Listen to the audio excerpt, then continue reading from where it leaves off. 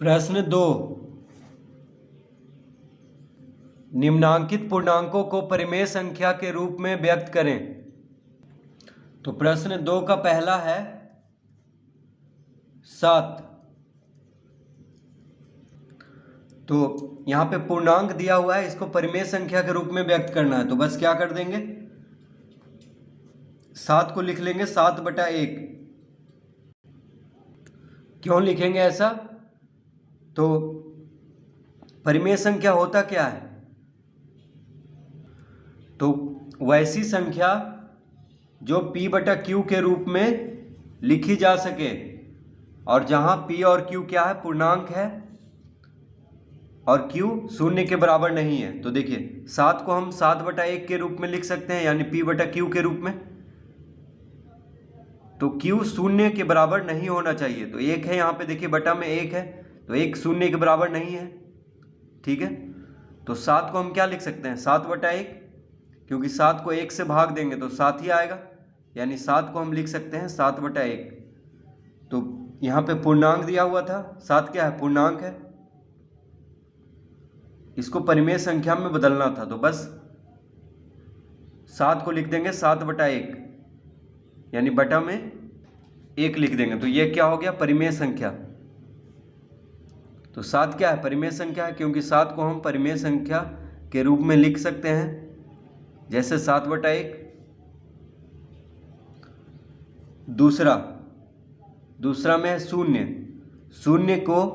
0 क्या है, पूर्णांक है। 0 क्या है, पूर्णांक है, तो इसको परिमेय संख्या के रूप में व्यक्त करना है। तो बस क्या करेंगे, 0/1 लिख लेंगे, क्योंकि 1 से अगर 0 को भाग देंगे तो 0 ही आएगा। ठीक है, तो 0 क्या हो गया, परिमेय संख्या, और पूर्णांक भी हो गया। तो पूर्णांक को परिमेय संख्या के रूप में लिखना था, तो 0 को लिख देंगे 0/1। तीसरा में है -11।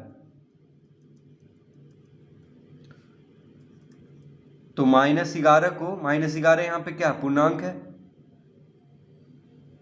ऋणात्मक पूर्णांक है। ठीक है, तो इसको परिमेय संख्या के रूप में व्यक्त करना है। तो क्या हो जाएगा, इसको हम लिख लेंगे -11/1,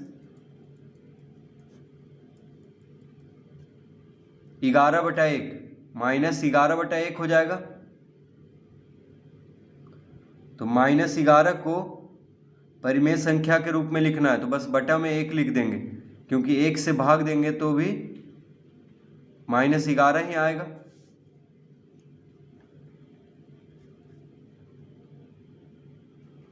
चौथा में है -17। क्या है, -17।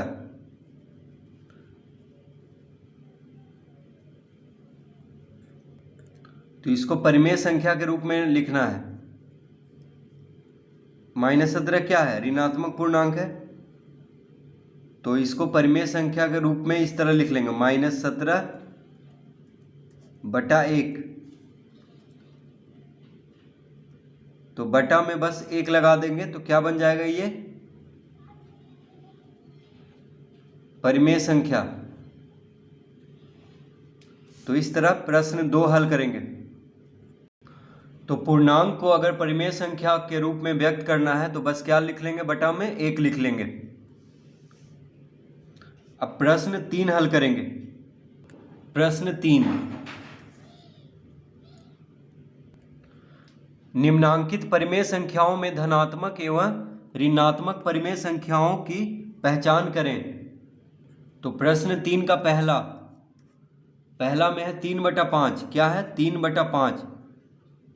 तो क्या कह रहा है कि यहाँ पे जो परिमेय संख्या दिया हुआ है उसमें धनात्मक और ऋणात्मक परिमेय संख्याओं की पहचान करना है। तो देखिए 3/5 में 3 भी धनात्मक है, 3 के पहले कोई चिन्ह नहीं लगा हुआ है, तो इसका मतलब ये धनात्मक हुआ, प्लस में हुआ।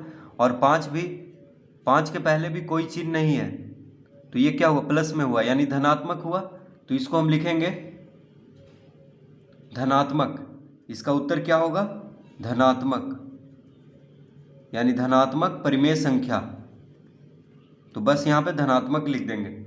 देखिए इन दोनों के आगे यानी इसके आगे कोई चिन्ह नहीं है, तो ये क्या में समझा जाएगा? धनात्मक में। 3/5 क्या हुआ? धनात्मक परिमेय संख्या।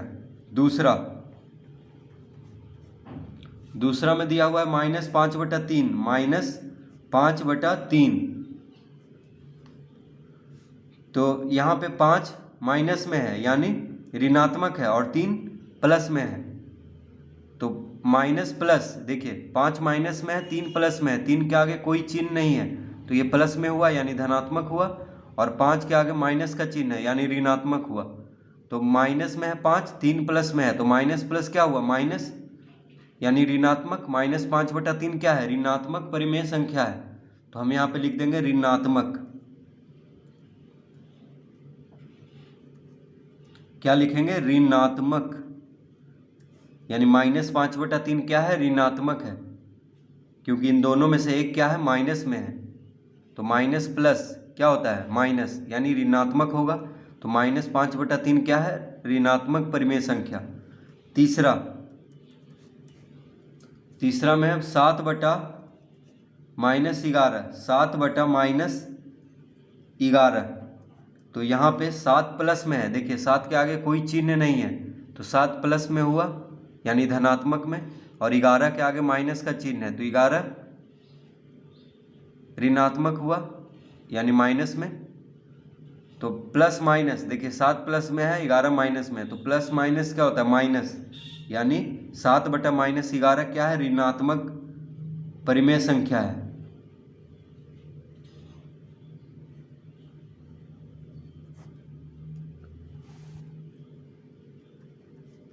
चौथा में है -6/-6, -6/-6। तो इसको हम लिख सकते हैं 6/6। क्या लिख सकते हैं? 6/6 लिख सकते हैं, ठीक है।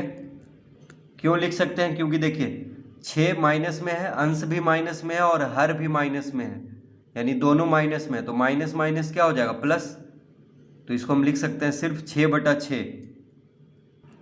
तो 6/6 यानी -6/-6 को हम कह सकते हैं धनात्मक, क्योंकि दोनों माइनस में है, तो माइनस माइनस होता है प्लस, माइनस माइनस क्या होता है? प्लस, यानी 6/6 सिर्फ हम इसको कह सकते हैं। तो 6/6 क्या हो गया? धनात्मक। पांचवा में है 0, तो 0 धनात्मक है कि ऋणात्मक परिमेय संख्या है? तो 0 ना तो धनात्मक है ना ही ऋणात्मक है, तो हम लिखेंगे 0 क्या है? न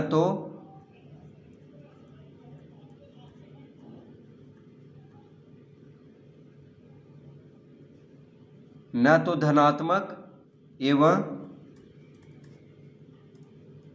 न ही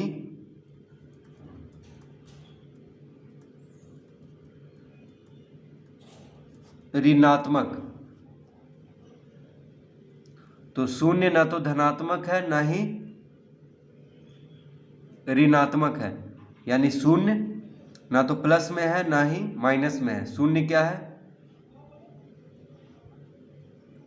न्यूट्रल है, यानी इस पे ये ना तो प्लस में होता है ना ही माइनस में। 0 क्या है? न्यूट्रल है, यानी ना तो धनात्मक है ना ही ऋणात्मक है।